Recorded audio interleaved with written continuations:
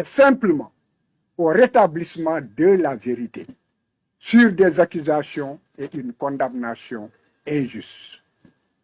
Figurez-vous que pour une affaire privée, la diffamation et l'injure, et pour un mensonge d'État, le faux requis de sa propre initiative par un procureur de la République, rien que pour obtenir une lourde peine, mais qui a été balayé par tous les juges, le droit a été bafoué.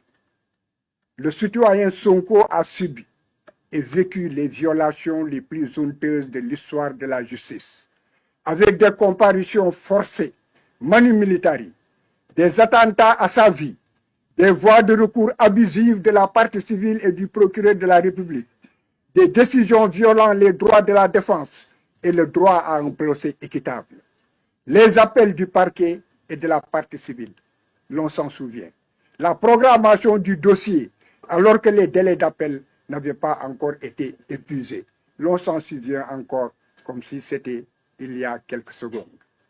Le pire et le plus incroyable, c'est que le monde a souffert dans son âme.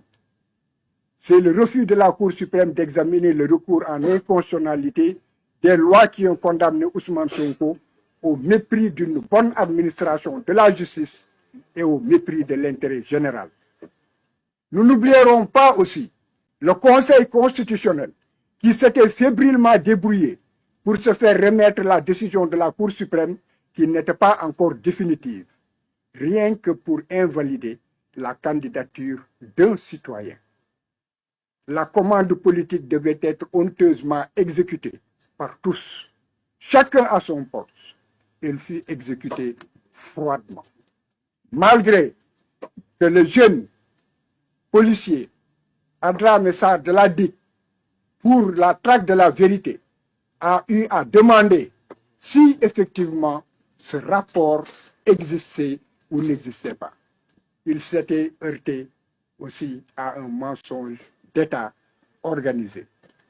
Ce procès procède de la volonté du législateur. C'est ce qu'il faut retenir.